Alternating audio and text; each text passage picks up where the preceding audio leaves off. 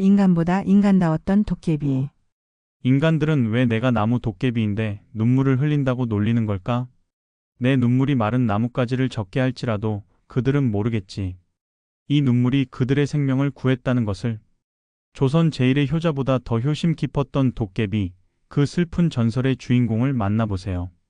도깨비의 탄생과 외로운 삶. 강원도 설악산 깊은 골짜기 100년을 산 소나무가 벼락을 맞아 쓰러진 그날 밤이었습니다. 먹장구름이 달빛을 삼키고 천둥이 산을 울리던 밤, 번개가 소나무를 갈라놓은 자리에서 한 생명이 태어났습니다. 그것은 나무 도깨비였습니다. 머리에는 단 하나의 뿔이 돋아있고 얼굴은 사람과 비슷하지만 눈은 녹색으로 빛나며 팔다리는 나무의 가지처럼 꼬불꼬불했습니다. 도깨비는 혼란스러웠습니다. 자신이 누구인지, 어디서 왔는지, 무엇을 해야 하는지 아무것도 알지 못했습니다. 그저 본능적으로 움직이며 산속을 헤매다 작은 동굴을 발견해 그곳을 집으로 삼았습니다. 낮에는 동굴에 숨어 지내고 밤이 되면 나와 달빛 아래 숲을 거닐었습니다. 나는 누구지? 왜 나만 이렇게 홀로 있는 걸까? 도깨비는 자신과 비슷한 존재를 찾아 헤매기도 했지만 만나는 것은 두려움에 떠는 동물들 뿐이었습니다. 간혹 산에 나무를 하러 온 나무꾼들이 도깨비를 보면 혼비백산하여 도망치곤 했습니다. 그럴 때마다 도깨비의 가슴에는 이름 모를 슬픔이 깃들었습니다. 세월이 흘러봄이 오고 여름이 오고 가을이 오고 겨울이 왔습니다. 도깨비는 계절의 변화를 지켜보며 조금씩 세상을 이해해갔습니다. 자신이 다른 생명체들과는 다르다는 것, 자신은 혼자라는 것을 깨달았습니다. 하지만 도깨비에게도 작은 기쁨은 있었습니다. 달빛이 동굴 입구로 스며들어 만드는 그림자 놀이, 이슬을 머금은 꽃잎의 아름다움, 저녁 노을이 산을 붉게 물들이는 순간들이 그에게 위로가 되었습니다. 어느 날 밤, 도깨비는 산 아래 마을의 불빛을 발견했습니다. 작은 집들이 모여 있고 그 안에서는 사람들이 함께 모여 웃고 이야기하는 모습이 보였습니다. 도깨비는 그 모습을 동경하며 바라보았습니다. 저들은 누구와도 닮지 않은 나와 달라. 저들은 서로를 가지고 있어. 호기심에 이끌려 도깨비는 조심스레 마을 가까이 다가갔습니다. 그러나 마을개가 도깨비의 냄새를 맡고 짖기 시작했고 놀란 마을 사람들이 횃불을 들고 나왔습니다. 그들은 도깨비를 보자마자 괴물이다. 도깨비다. 마을에 재앙이 내렸다. 라고 외치며 돌과 막대기를 던졌습니다. 상처 입은 도깨비는 필사적으로 도망쳐 동굴로 돌아왔습니다. 그날 밤 처음으로 도깨비의 눈에서 눈물이 흘렀습니다. 나무에서 태어났지만 인간의 감정을 가진 도깨비의 눈물은 푸른 빛을 띠었고 그 눈물이 땅에 떨어진 자리에는 이상하게도 작은 푸른 꽃이 피어났습니다. 나는 영원히 혼자인 걸까? 나를 받아줄 누군가는 없는 걸까? 세월이 흘러 도깨비는 마을 사람들을 멀리하며 살았습니다. 하지만 가끔 몰래 마을을 관찰하며 인간들의 생활을 배웠습니다. 어떻게 불을 피우는지, 어떻게 음식을 만드는지, 어떻게 서로 도우며 살아가는지를 보며 도깨비도 조금씩 지혜를 얻어갔습니다. 도깨비는 자신의 초자연적인 능력도 발견했습니다. 생각만으로 불을 일으킬 수 있고 작은 물건들을 움직일 수 있었습니다. 하지만 이런 능력도 함께 나눌 친구가 없어 의미가 없었습니다. 도깨비의 가슴 속에는 채울 수 없는 공허함이 자리 잡았습니다. 소년과의 우연한 만남과 친구가 됨.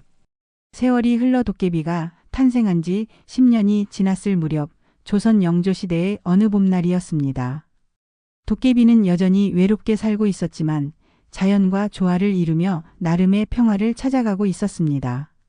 그날은 유독 화창한 봄날이었고 도깨비는 동굴 밖으로 나와 따뜻한 햇살을 맞으며 작은 개울가에 앉아 있었습니다. 그때였습니다. 멀리서 어린아이의 울음소리가 들려왔습니다. 도깨비는 처음에는 경계했지만 울음소리가 계속되자 걱정이 되어 소리가 나는 방향으로 조심스레 다가갔습니다. 작은 소나무 뒤에 숨어 바라보니 10살쯤 되어 보이는 소년이 무릎을 껴안고 울고 있었습니다. 엄마가 아파요. 누가 엄마를 도와주세요. 소년의 슬픈 목소리에 도깨비의 가슴이 아려왔습니다. 오랜 시간 동안 인간들에게 상처받았지만 도깨비는 이 작은 소년이 불쌍하게 느껴졌습니다. 한참을 고민하다 도깨비는 용기를 내어 소년 앞에 모습을 드러냈습니다. 왜 울고 있니? 도깨비의 갑작스러운 등장에 소년은 놀라서 뒤로 물러났습니다. 그러나 예상과 달리 소년은 도망가지 않았습니다. 오히려 눈을 크게 뜨고 도깨비를 바라보았습니다. 당신은 도깨비인가요? 도깨비는 고개를 끄덕였습니다. 무서워하지 않니? 소년은 잠시 도깨비를 관찰하더니 천천히 대답했습니다. 할아버지께서 말씀하셨어요. 세상에는 나쁜 사람도 있고 착한 사람도 있듯이 나쁜 도깨비도 있고 착한 도깨비도 있다고요. 당신은 착한 도깨비 같아요. 도깨비의 녹색 눈이 놀라움으로 커졌습니다. 생애 처음으로 누군가가 자신을 두려워하지 않고 심지어 착하다고 말해준 것입니다. 도깨비의 가슴속에 따뜻한 감정이 일어났습니다. 내 이름은 뭐니? 영호라고 해요. 당신 이름은요? 도깨비는 잠시 생각에 잠겼습니다. 그는 자신의 이름을 모르고 살아왔습니다. 나는 이름이 없어. 영호는 고개를 갸웃거리더니 밝게 웃었습니다. 그럼 제가 이름을 지어드릴게요. 나무결이 어때요? 당신이 나무에서 태어났다고 하셨으니까요. 나무결. 도깨비는 그 이름을 마음속으로 되뇌었습니다. 자신만의 이름을 갖게 된 것이 기뻤습니다. 그날부터 영호와 나무결은 친구가 되었습니다. 영호는 학교에 가기 전과 후에 몰래 산에 올라와 나무결을 만났고 나무결은 영호에게 산속의 비밀들을 알려주었습니다. 어디에 맛있는 산딸기가 자라는지, 어떤 약초가 상처에 좋은지, 동물들의 언어는 어떻게 이해하는지를 가르쳐 주었습니다. 영호는 나무결에게 읽고 쓰는 법을 가르쳐 주었고 마을의 이야기를 들려주었습니다. 나무결은 영호를 통해 인간 세상을 이해해갔고 영호는 나무결을 통해 자연의 신비를 배웠습니다. 두 친구는 서로에게 없던 세계를 열어주었습니다. 그러던 어느 날 영호가 평소보다 늦게 산에 올라왔습니다. 평소와 달리 영호의 얼굴은 어둡고 슬펐습니다. 무슨 일이니, 영호야? 영호는 울먹이며 대답했습니다. 엄마가 많이 아파요. 나무결 형님. 의원님이 오셨는데 엄마의 병은 고칠 수 없다고. 산속 깊은 곳에 피는 100년 된 영약초가 있어야 한다고 하셨어요. 하지만 그런 약초를 구할 수 있는 사람이 없대요. 나무결은 그 약초에 대해 알고 있었습니다. 설악산 가장 높은 봉우리 근처 절벽에 자라는 희귀한 약초였습니다. 하지만 그곳은 인간이 접근하기 너무 위험한 곳이었습니다. 걱정 마, 영호야. 내가 그 약초를 구해줄게. 영호의 눈에 희망의 빛이 돌아왔습니다. 정말요? 하지만 위험하다고 들었어요. 나무결은 영호의 머리를 쓰다듬었습니다. 나는 도깨비잖아. 인간보다 훨씬 강하고 빠르단다. 내일 아침이면 약초를 가져올게. 영호는 감사함에 나무결을 꼭 안았습니다. 나무결은 생전 처음 느끼는 포옹의 따뜻함에 가슴이 벅차올랐습니다. 하지만 영호가 보지 못하는 그의 눈에는 깊은 슬픔이 스며들고 있었습니다. 나무결은 그 약초에 대한 비밀을 영호에게 말하지 않았습니다. 100년 된 영약초를 채취하는 도깨비는 자신의 생명의 반을 희생해야 한다는 사실을. 소년 어머니의 병과 도깨비의 결심. 영호가 떠난 후 나무결은 깊은 고민에 빠졌습니다. 100년 된 영약초는 설악산의 가장 높고 위험한 절벽에만 자랐습니다. 그곳은 귀신의 절벽이라 불리는 곳으로 인간은 물론 도깨비도 쉽게 접근할 수 없는 곳이었습니다. 더구나 그 약초를 채취하기 위해서는 도깨비가 자신의 생명력 절반을 바쳐야 한다는 오래된 전설이 있었습니다. 내가 영호의 어머니를 살릴 수 있다면. 나무결은 밤새 동굴 안을 서성이며 생각했습니다. 달빛이 동굴 입구로 스며들어 나무결의 얼굴을 비추었습니다. 그의 녹색 눈에는 결심이 서려 있었습니다. 내 생명이 절반으로 줄어들더라도 영호의 슬픔을 덜어주고 싶어. 날이 밝기 전 나무결은 동굴을 나섰습니다. 설악산의 험준한 길을 따라 높은 봉우리로 올라갔습니다. 가파른 절벽과 위험한 바위들 사이로 조심스럽게 길을 찾아갔습니다. 그의 나무 같은 몸은 바위에 긁히고 상처가 났지만 아랑곳하지 않고 계속 올라갔습니다. 정오가 되어서야 나무결은 귀신의 절벽에 도착했습니다. 눈앞에 펼쳐진 절벽은 마치 하늘로 향하는 거대한 벽과 같았습니다. 수직에 가까운 벽면에는 간간히 작은 틈새가 있었고 그 틈새에 작은 풀들이 자라고 있었습니다. 나무결은 깊게 숨을 들이마시고 절벽을 오르기 시작했습니다. 도깨비의 능력으로 바위를 붙잡고 때로는 자신의 몸을 변형시켜 바위 틈에 끼워 넣으며 조금씩 올라갔습니다. 강한 바람이 불어 나무결의 몸을 흔들었지만 그는 굳건히 매달려 계속 올라갔습니다. 영호야, 조금만 기다려. 반드시 약초를 가져갈게. 중간쯤 올라갔을 때 갑자기 바위 한 조각이 떨어져 나가며 나무결의 발을 디딜 곳이 사라졌습니다. 나무결은 간신히 한 손으로 바위 틈을 붙잡고 매달렸습니다. 그의 몸은 바람에 흔들렸고 아래를 내려다보니 아찔한 높이에 현기증이 일었습니다. 포기할 수 없어.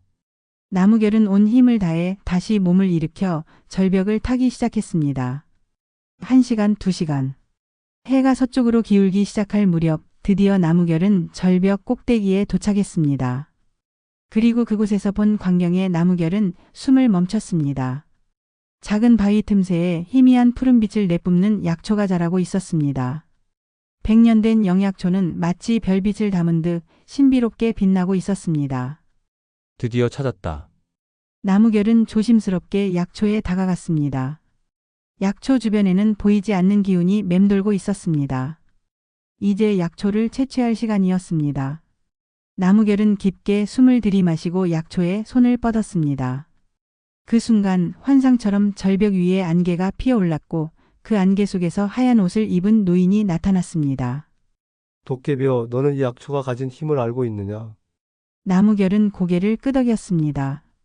네, 알고 있습니다. 이 약초는 어떤 병이라도 고칠 수 있지만 도깨비가 채취하면 자신의 생명의 절반을 잃게 된다고 들었습니다. 노인은 나무결을 유심히 바라보았습니다. 그래도 가져가겠느냐? 너는 도깨비니 원래는 인간을 홀리고 괴롭히는 존재이지 않느냐? 왜 자신의 생명을 위험에 빠뜨리면서까지 인간을 도우려 하느냐? 나무결은 잠시 생각에 잠겼다가 대답했습니다. 저는 외롭게 살아왔습니다. 아무도 저를 받아주지 않았고 모두가 저를 두려워했습니다. 하지만 영호만은 달랐습니다. 그 아이는 저를 친구로 대해주었고 저에게 이름도 지어주었습니다. 제 생명의 절반을 잃더라도 영호의 슬픔을 덜어주고 싶습니다. 그것이 제가 존재하는 이유가 될 수 있다면 기꺼이 희생하겠습니다. 노인은 감동한 듯 미소 지었습니다. 100년을 살며 수많은 인간과 도깨비를 보았지만 너같이 순수한 마음을 가진 이는 처음이구나. 약초를 가져가되 명심하거라. 이 약초는 내 눈물로 약효를 완성해야 한다. 진심 어린 눈물이 아니면 약효가 나타나지 않을 것이다. 노인의 말이 끝나자마자 안개가 다시 피어올라 노인은 사라졌습니다. 나무결은 조심스럽게 약초를 땅에서 캐냈습니다. 약초를 손에 쥐는 순간 강한 빛이 나무결의 몸을 감쌌고 그는 심한 고통을 느꼈습니다. 그의 몸에서 푸른 기운이 빠져나가는 것을 느낄 수 있었습니다. 도깨비의 희생과 눈물의 비밀. 해가 지기 시작할 무렵 나무결은 간신히 산을 내려와 약속한 장소에서 영호를 만났습니다. 나무결의 모습은 확연히 달라져 있었습니다.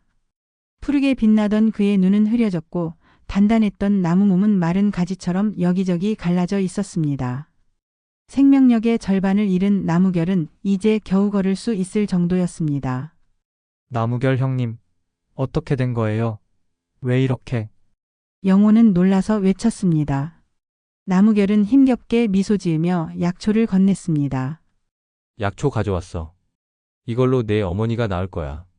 하지만 형님은 왜 이렇게 되었어요? 무슨 일이 있었던 거예요?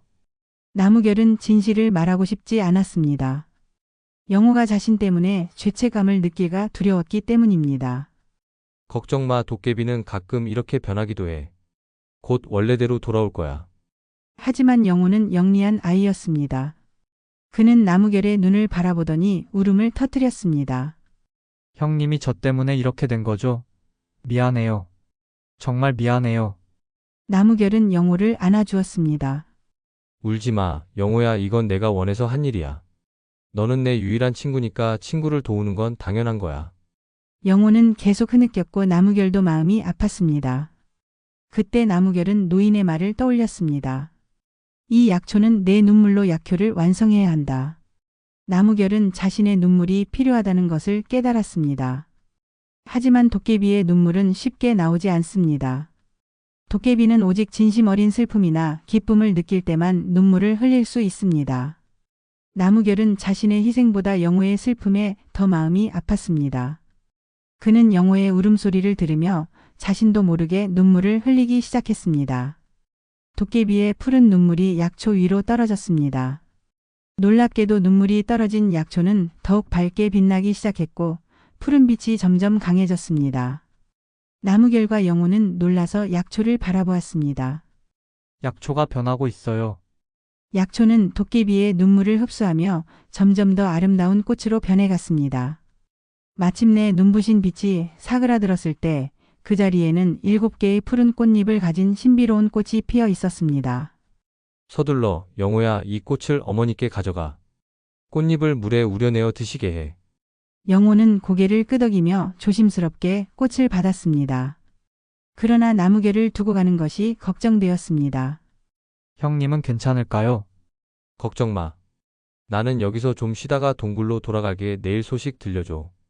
영호는 마지못해 나무결을 떠나 마을로 향했습니다. 영호가 사라지자 나무결은 더 이상 강한 척할 필요가 없어졌습니다.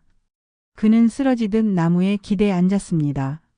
생명력의 절반을 잃은 그의 몸은 점점 약해지고 있었습니다.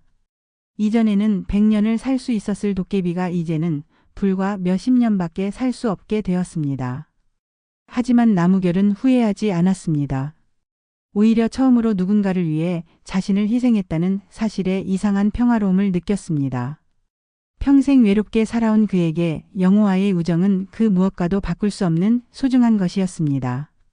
날이 완전히 어두워졌을 때 나무결은 간신히 자리에서 일어나 동굴로 돌아가기 시작했습니다. 그의 걸음은 느리고 불안정했지만 그의 마음은 어느 때보다 가벼웠습니다. 동굴에 도착한 나무결은 지친 몸을 바위에 기대었습니다. 동굴 입구로 보이는 밤하늘에는 수많은 별들이 빛나고 있었습니다. 나무결은 문득 자신이 인간이라면 어땠을까 생각했습니다. 가족이 있고 마을에서 함께 살며 다른 사람들과 이야기를 나누고 그래도 난 도깨비로 태어난 것이 기뻐. 도깨비가 아니었다면 영호를 도울 수 없었을 테니까. 그렇게 생각하며 나무결은 깊은 잠에 빠져들었습니다.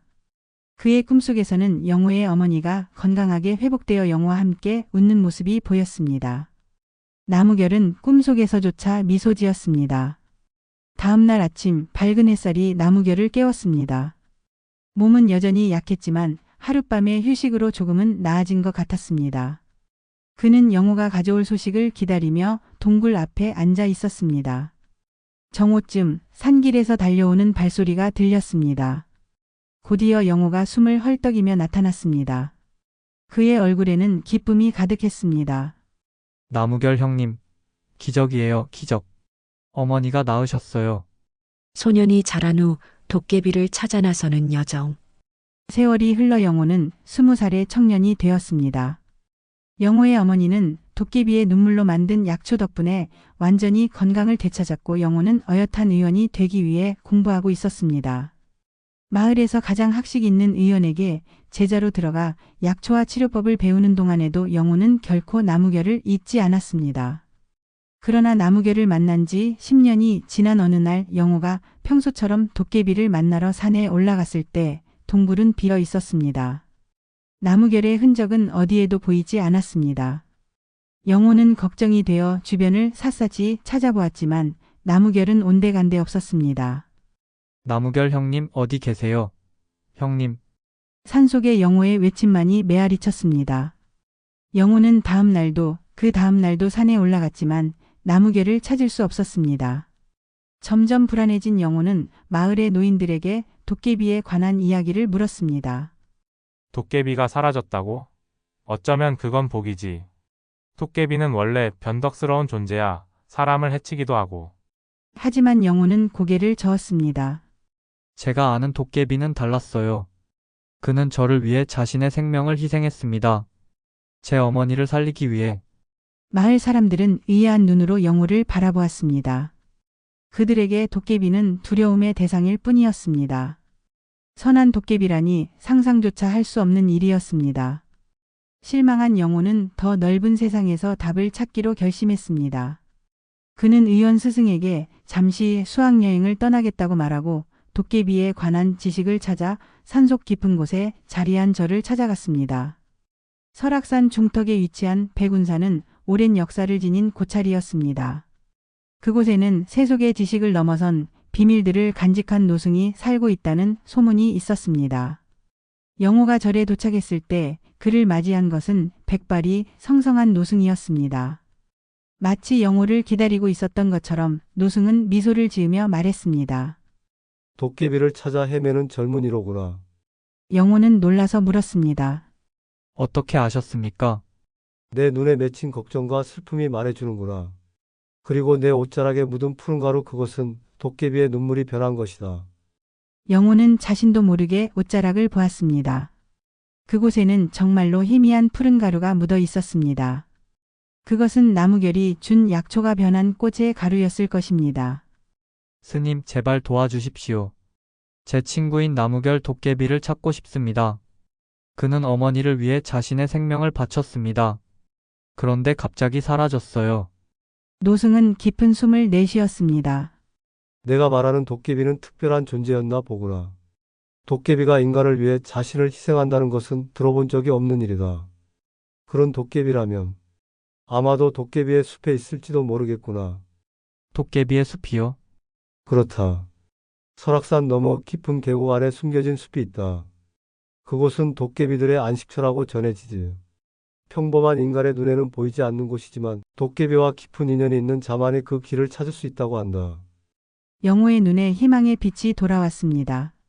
어떻게 가면 되나요? 노승은 작은 부적 하나를 영호에게 건넸습니다. 이 부적을 가슴에 품고 가거라. 그리고 달이 가장 높이 떠 있을 때 설악산 동쪽 우름바위에 서서 나무결의 이름을 3번 부르거라. 그러면 길이 열릴 것이다. 영호는 감사의 인사를 전하고 서둘러 산을 오르기 시작했습니다. 날이 저물어갈 무렵 그는 노승이 말한 우름바위에 도착했습니다. 그곳은 바위의 모양이 마치 울고 있는 사람의 얼굴 같다 하여 붙여진 이름이었습니다. 도깨비의 눈물이 만든 기적과 전설의 탄생. 보름달이 하늘 높이 떠오른 한밤중 영호는 우름바위 위에 서서 깊게 숨을 들이마셨습니다. 그리고 스님이 가르쳐준 대로 마음속 깊은 곳에서 우러나오는 진심을 담아 외쳤습니다. 나무결, 나무결, 나무결. 처음에는 아무 일도 일어나지 않았습니다. 영호가 실망하려는 순간 갑자기 바위에서 푸른 빛이 새어나오기 시작했습니다. 영호의 손에 든 부적도 함께 빛나더니 우름바위 앞으로 안개가 피어올랐습니다. 안개 속에 희미하게 길이 보였습니다. 영호는 용기를 내어 그 길로 발을 내디뎠습니다. 안개길을 따라 걷자 주변의 풍경이 점점 달라졌습니다. 나무들은 더 높고 울창해졌고 밤인데도 주변은 푸른 빛으로 밝게 빛났습니다. 새들의 지저귐과 계곡물 소리가 어우러진 신비로운 분위기 속에서 영호는 계속 걸었습니다. 마침내 안개가 걷히고 눈앞에 작은 마을 같은 곳이 나타났습니다. 그곳에는 기이한 모양의 집들이 있었고 다양한 형태의 도깨비들이 평화롭게 살고 있었습니다. 어떤 도깨비는 인간처럼 생겼지만 머리에 뿔이 있었고 어떤 도깨비는 완전히 나무 같았으며 또 어떤 도깨비는 돌덩이 같은 모습이었습니다. 도깨비들은 영호를 보고 놀라 숨거나 경계했습니다. 하지만 영호는 두려움 없이 그들에게 다가갔습니다. 제발 도와주세요. 저는 나무결이라는 도깨비를 찾고 있습니다. 그는 제 친구입니다. 잠시 후 한 늙은 도깨비가 영호에게 다가왔습니다. 그의 수염은 이끼처럼 길게 자라 있었고 눈은 깊은 지혜를 담고 있었습니다. 인간이 도깨비를 친구라 부르다니. 참으로 놀라운 일이구나. 네가 말하는 나무결, 그는 이곳에 있다. 하지만 늙은 도깨비는 말을 멈추고 한숨을 내쉬었습니다. 하지만 뭐죠? 제발 말씀해 주세요. 그는 지금 깊은 잠에 빠져 있다. 100년 된 영약초를 채취한 대가로 그의 생명력은 크게 약해졌고 회복을 위해 긴 잠에 들어야 했다. 아마도 100년은 더 자야 할 것이다. 영호의 마음이 무너져 내렸습니다. 100년이라니 그때쯤이면 자신은 이미 이 세상에 없을 것입니다. 저 나무결 형님을 만날 수 없는 건가요? 늙은 도깨비는 고개를 끄덕였습니다. 그를 볼 수는 있지만 깨울 수는 없다. 우리를 따라오거라. 영호는 도깨비들을 따라 마을 중앙에 있는 커다란 나무 아래로 갔습니다. 그곳에는 투명한 크리스탈 같은 무덤이 있었고 그 안에 나무결이 평화롭게 누워 있었습니다. 그의 모습은 영호가 마지막으로 본 모습 그대로였지만 더 창백하고 약해 보였습니다. 영호는 크리스탈 무덤 앞에 무릎을 꿇고 손을 얹었습니다. 나무결 형님. 저예요, 영호. 어머니는 형님 덕분에 완전히 나으셨어요. 저는 의원이 되어가고 있고요. 모두 형님 덕분이에요. 영호의 눈에서 눈물이 흘러내렸습니다. 그 눈물이 크리스탈 위에 떨어지자 놀랍게도 푸른빛이 일었습니다.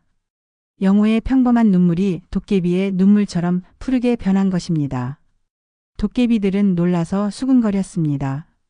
늙은 도깨비가 앞으로 나섰습니다. 이건 기적이다.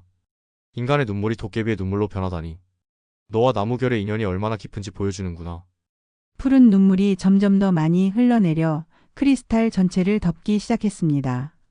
그리고 기적처럼 크리스탈 안의 나무결이 미세하게 움직였습니다. 그의 눈꺼풀이 떨리더니 천천히 눈을 떴습니다. 영호야? 약한 목소리였지만 분명 나무결의 목소리였습니다. 영호는 믿을 수 없다는 듯 크리스탈을 두드렸고 크리스탈은 마치 얇은 얼음처럼 부서져 내렸습니다. 나무결은 천천히 일어나 앉았습니다. 그의 몸은 여전히 약했지만 생명의 빛이 돌아오고 있었습니다. 어떻게 이곳을 찾았니?